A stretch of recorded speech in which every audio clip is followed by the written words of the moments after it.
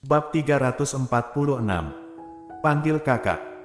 Andri Han baik-baik saja, tetapi Claire merasa sedikit canggung. Claire mengeluarkan kartu akses kamarnya dan mengeskan, kemudian dia mendorong pintu. Silahkan masuk. Andri Han berjalan sambil membawa tas, dia mengikuti Claire masuk. Paman Nan sudah memberitahuku segalanya. Claire meletakkan tas di tangannya di atas meja dan mengangguk, "Yah, karena kamu telah menyelidikiku, seharusnya kamu tahu tentang semua masa laluku." Andri Han terdiam, tetapi ekspresi wajahnya sudah menunjukkan bahwa dia tahu segalanya. Lebih baik mengetahuinya, dibandingkan tidak mengetahuinya. Agar Claire tidak memberitahunya sekali lagi. Sekarang Andri Han mengetahui banyak hal, bahkan Andri lebih memahami semuanya dibandingkan Claire oleh karena itulah dia bisa menyelesaikan masalahnya. Tentang hal itu, bolehkah kamu membantuku? Setelah mendengarnya, Andri Han mengangguk sambil tersenyum, tentu saja boleh, tapi... Claire sedikit tercengang, apakah ada persyaratan? Dengan saudara tidak ada alasan, aku tidak mungkin tidak membantumu. Sebelum aku membantumu tentang hal ini, kamu harus memberitahuku, apakah kamu sudah mengakui kalau kamu adalah putri dari keluarga Han? Claire tanpa diduga, dia membahas hal ini. Claire terdiam beberapa saat. Tuan Han, kamu memanggilku Tuan Han. Andri Han tersenyum sedikit dan menatapnya dengan lembut. Sejak pertama mengenal Andri Han, menurut Claire meskipun Andri Han terlihat sangat tenang, tapi dia juga memberi kesan supaya orang tidak mendekat dengannya. Dia memiliki ekspresi yang datar, bahkan dengan kerabat sendiri dia juga seperti itu. Untuk jenis orang sepertinya, tanpa disangka, dia bisa menunjukkan senyum lembut seperti itu. Apakah ini kekuatan dari hubungan keluarga? Claire melirik ke arah Andri Han sebentar dan tidak tahu harus bereaksi seperti apa. Kemudian, dia tidak tahu apa yang terjadi pada dirinya sendiri, seolah-olah dia disihir oleh hubungan keluarga itu, dan dia memanggilnya, Kak. Namun dia hanya mampu mengucapkan satu kata, dan akhirnya Claire terdiam, dia dengan cepat mengulurkan tangan untuk menutup mulutnya, dan tidak berani berkata-kata lagi. Namun, itu sudah cukup bagi Andri Han. Dia mengulurkan tangannya lagi, Claire ingin bersembunyi, tetapi dia masih berdiri dengan diam, membiarkan telapak tangan Andri Han ada di atas kepalanya. Andri Han dengan lembut menggosok kepalanya dengan senyum yang mempesona. Baiklah, ingat ya, suatu saat aku yang akan mengurus segala urusan tentang keluarga Han. Selama kamu membutuhkan bantuan, kakak akan selalu ada untukmu. Mulai sekarang kamu adalah adik perempuan Andri Han, apakah kamu mengerti? Ada apa dengan nada berbicara yang sangat lembut, seperti nada berbicara dengan anak kecil? Claire terdiam dan menganggukkan kepalanya. Masalahmu, ingin diselesaikan dengan cara apa? Andri Han bertanya tentang masalahnya dengan Golden Ye. Aku ingin menjalani proses perceraian dengannya, tapi aku tidak ingin bertemunya dengannya sekarang. Ya, aku akan menyuruh orang untuk mengurus hal itu. Andri Han mengangguk, sebagai abang laki-laki, jika ada permintaan dari adik perempuannya, dia pasti tidak akan menolak. Apakah semudah itu? Claire mengira dia akan merasa dibebankan, tetapi dia tidak menyangka kalau Andri akan langsung menyetujuinya. Claire berpikir sejenak, lalu berkata, bolehkah aku meninggalkan kota ini?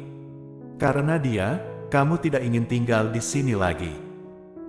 Meskipun memalukan, mau tidak mau Claire mengakuinya, aku tidak ingin melihatnya lagi, apalagi tinggal di kota yang sama, aku. Tidak masalah, keluarga Han juga memiliki industri di luar negeri. Kami bisa mengirimmu ke luar negeri, tergantung kamu mau atau tidak. Pergi ke luar negeri. Claire tidak pernah memikirkan masalah ini, dia hanya berpikir untuk meninggalkan kota ini saja, tetapi tidak pernah menyangka kalau Andri Han akan langsung menyuruhnya pergi ke luar negeri. Setelah kamu pergi ke luar negeri, kamu bisa belajar. Kamu akan memiliki peluang yang lebih baik di masa depan. Sebagai adik Andri Han, secara alami kamu pasti hebat, dan kemampuanmu tidak akan terhalang hanya karena seorang lelaki saja. Kamu juga bisa menemukan orang yang lebih baik di masa depan. Tentang masalah Golden Ye, aku akan menanganinya untukmu, jika kamu setuju. Aku setuju. Claire Sen langsung mengangguk, menggigit bibir bawahnya, menatap Andri Han dengan mata lebar. Aku ingin pergi hari ini. Sekarang giliran Andri Han yang terdiam, dia menatapnya dengan tidak berdaya, akhirnya menyetujuinya. Oke, aku akan meminta Siska Su untuk menyiapkan semua untukmu.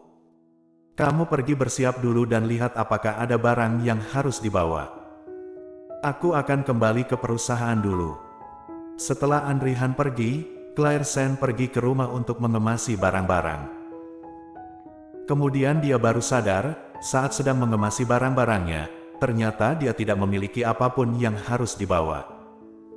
Sebelum dia masuk ke keluarga Ye, dia tidak memiliki apa-apa. Setelah berada di keluarga Ye, semua barangnya adalah pemberian dari Golden Ye. Sekarang dia baru menyadari ternyata selama 20 tahun terakhir, dia tampaknya sedang menjalani sebuah mimpi. Tidak ada yang tersisa. Claire Sen merasa sangat konyol bahwa dia hidup seperti ini, jadi dia tidak membereskannya lagi, dan duduk diam di tempat tidur melihat keluar jendela. Hingga sore hari sampai Siska Su datang ke hotel untuk menjemputnya. Nona Sen, Tuan Han yang memintaku untuk menjemputmu.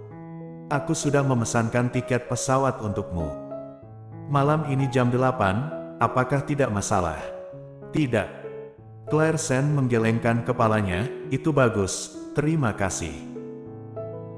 Siska Su memandangnya, meskipun dia tidak tahu apakah dia boleh mengatakannya atau tidak, tetapi pada akhirnya dia tidak bisa menahan diri untuk bertanya, Nona Sen, apakah kamu sudah mengucapkan selamat tinggal pada semua teman dan keluargamu yang ada di China? Apakah kamu benar-benar ingin pergi? Setelah pergi, kamu tidak akan menyesal. Kerabat dan teman di China. Hal pertama yang dipikirkan Claire Sen adalah Gita. Jika dia pergi, Gita pasti akan sangat merindukannya. Dengan karakter Gita yang seperti itu, diperkirakan dia akan memaksanya untuk tidak pergi. Lupakan saja, dia akan memberitahunya nanti saja. Selain itu, tidak ada siapa-siapa lagi. Bisakah Sekretaris Su memberitahu keluarga Sen? Sekretaris Su tertegun sejenak, dan kemudian menyetujuinya, tentu saja boleh.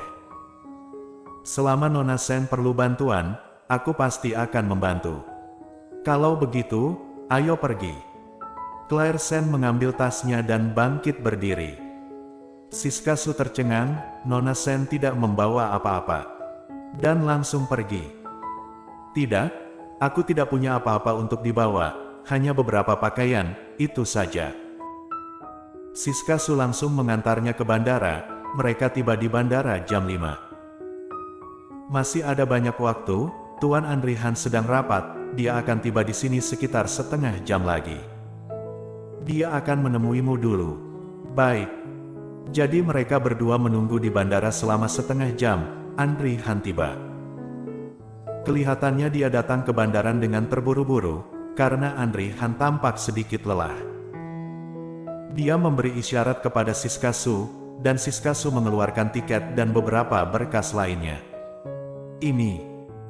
Claire Sen mengambilnya dan melihat ada foto dirinya sendiri, tetapi namanya bukan Claire Sen, dan bahkan tanggal lahir dan alamat tempat tinggalnya telah berubah. Ketika Claire Sen pikir dia salah memberikannya, dia mendengar suara tenang Andri Han. Audrey Han. Dia mengangkat kepalanya dengan heran. Ketika kamu baru lahir, itu adalah nama pemberian. Mulai sekarang margamu adalah Han, Audrey Han.